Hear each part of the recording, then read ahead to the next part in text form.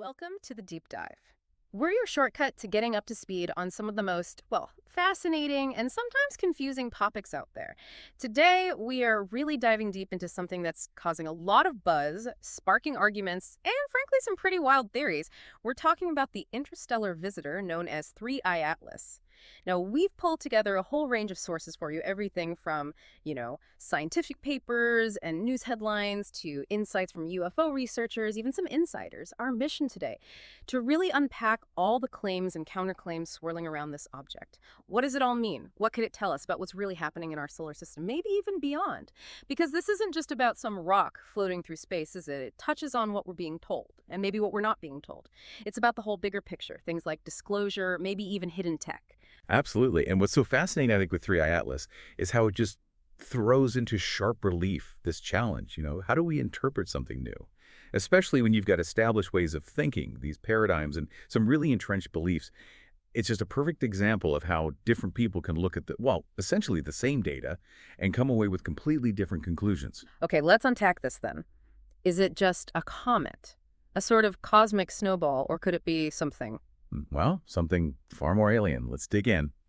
The whole buzz around 3i Atlas, it actually started bubbling up earlier this year. You might remember Jeremy Corbell, the UFO filmmaker. He put out this really stark warning back in January, said a big lie was coming. He was talking about an extraterrestrial craft heading our way and warned it might be used, to stir up fear, maybe get us to give up freedoms. And then just a few months later, boom, reports about 3i Atlas start hitting the news. There was that Daily Mail headline that really caught my eye. Mysterious interstellar object aiming at Earth is not natural as scientists rule out comet theory. I mean, wow. Yeah, that headline definitely made waves, but it's really important to get the nuance there because while it sounds like a consensus, the reality is many, many scientists and physicists do classify 3i Atlas as a comet. Hundreds, in fact, maintain it's natural. So you see these conflicting views right from the get-go. Right, exactly. But then you have these other really influential voices like Harvard scientist Avi Loeb. He's pretty adamant. He says 3I Atlas has no tail. And for him, that means it's not natural. Simple as that. Not a comet. Which, of course, sounds a lot like Oumuamua, doesn't it? That weird cigar-shaped thing from a few years back, the one giving off strange signals. And it's significant, right, that 3I Atlas is the third one in that series. After Oumuamua and 2I Borisov and Dr. John Brandenburg, he echoed Loeb pretty strongly. He stated, 3I Atlas is not a comet. Comets are dirty snowballs. 3I Atlas is now emulating Oumuamua. Be alert. Pretty direct. It is. Now, the Mutual UFO Network, MUFON, they offer a more, let's say, balanced take through their media guy, Ron James. MUFON's whole thing is scientific understanding, right? They look at the evidence. So while they admit there are unusual aspects to 3i Atlas, they also point out, look, NASA still calls it a comet. And James notes there isn't really a great deal of other opinions right now supporting the unnatural idea. So MUFON says, basically, we can't definitively say, yes, it's a craft. But, and this is key, we can't disallow it either. They're keeping an open mind, but sticking to the data they have. Okay, so you've got NASA, MUFON being cautious, sticking to the comet idea mostly. But then these other quite credible scientists saying, no way, this isn't natural. Yeah. How do you, listening right now, weigh these things up, especially when it's something literally flying through space towards us, potentially? It really highlights that tension, doesn't it, between the established science and data that just doesn't quite fit the mold? It makes you wonder, at what point does an anomaly stop being just an oddball comet and become something else entirely? And that scientific argument, it naturally makes you think about the bigger picture, about information control. Like, why might we be getting such different messages? Let's explore some of the motivations people talk about. Why is someone like Avi Loeb so vocal, for instance? You mentioned Oumuamua. He claimed that was unnatural too, right? Didn't he fund a whole expedition looking for fragments? He did, yeah. An ocean expedition for alleged meteorite fragments linked to an interstellar object, though the data turned out to be inconclusive.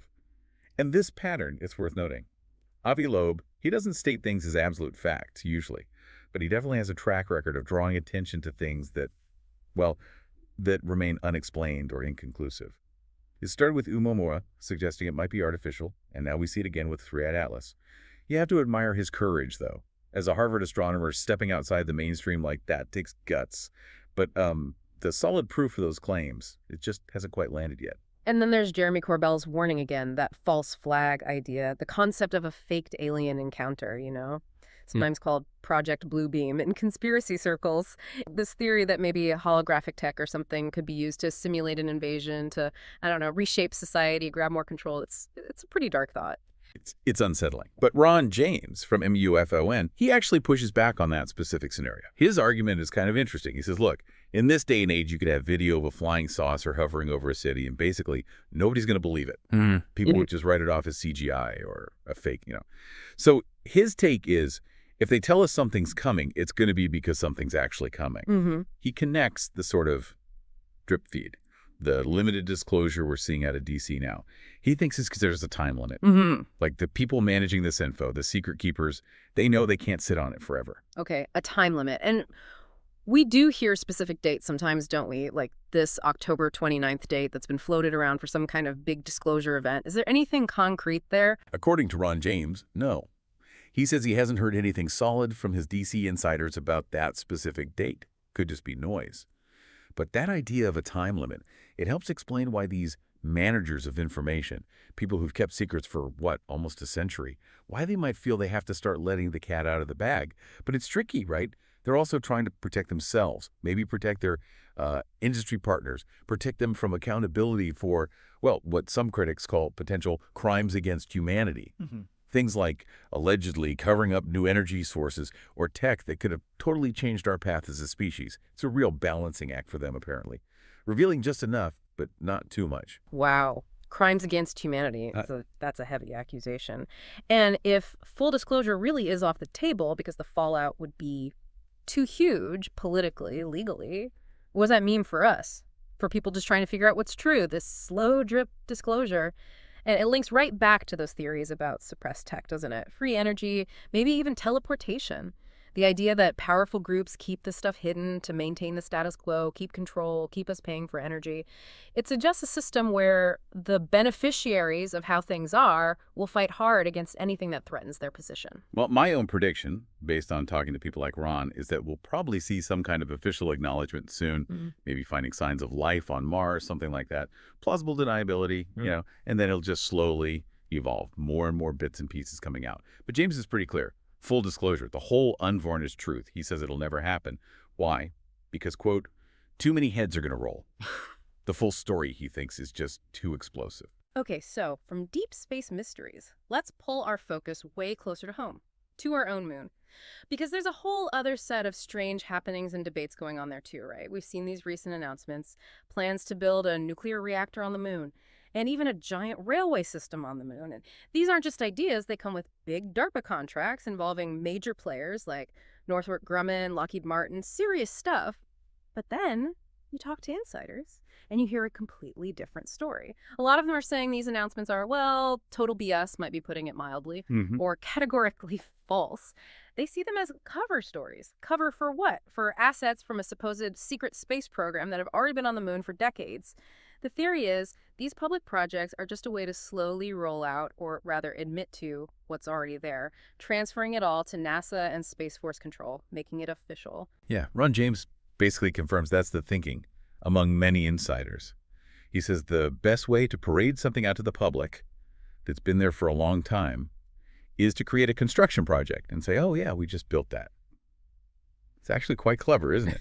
A way to sort of come clean about what's been there the whole time, but without admitting to the decades of secrecy. Protects those involved. And the moon itself, it's just packed with mysteries. Even without all this, there's still no single universally agreed upon explanation for how it even got there, or why it's tidally locked, always showing us the same face. And then there are the persistent stories about what the astronauts actually saw up there. It's just endlessly fascinating. And there's a resource angle, too, a potentially huge one, helium-3. It's incredibly rare here on Earth, but apparently abundant on the moon. And it could be used for fusion energy, super efficient, potentially very powerful, though also volatile. We're talking vast amounts of energy from tiny quantities. If you can mine helium-3 on the moon, it could literally change the whole energy infrastructure of the planet. That's a massive motive for wanting a permanent presence there. A massive motive indeed. And sticking with moon mysteries, what about the dark side, the far side we never see? And all the old stories, the sightings, does MUFON have much on that? Oh, definitely. MUFON has files going back decades. Military records, witness reports, stuff about sightings on or near the moon. Now, the far side, obviously, we can't see it directly from Earth, but Ron James mentioned the diaries of Leonard Stringfield, a UFO investigator from the 50s. Apparently, those diaries contain firsthand accounts of people that actually had interactions with these craft going to the moon, and even interviews with the astronauts that said they saw things on the moon. Yeah. Plus, you've got those persistent theories that the moon might be an artificial satellite, maybe put there to watch Earth, or even that it could be hollow. None of that's ever been properly debunked. Artificial, hollow, wow. And the astronaut counts you mentioned, those are pretty compelling. There's actual audio, isn't there, from Apollo missions, where you hear them telling Houston Control they're seeing craft nearby. And they had to switch channels, right? Go to a private medical channel so the public feed wouldn't pick it up, because they didn't want to cause a panic. Seeing things down in the craters. That's absolutely right. That audio exists. And it just underscores this whole issue of NASA's transparency, or maybe the perceived lack of it. Ron James actually told a story about being at those recent UFO hearings in D.C. A NASA official stood up and claimed NASA was the most transparent organization. And Ron said he just burst out laughing from the back of the room, couldn't help himself. It just highlights the deep skepticism about what NASA has or hasn't told us over the years. Right. Wow. Okay, so we've covered a lot of ground, from potentially unnatural interstellar objects like 3I Atlas to decades of secrets allegedly hidden on our own moon. It really shows this constant tension, doesn't it, between the official stories, the scientific debates, and these really persistent counter-narratives from insiders and researchers.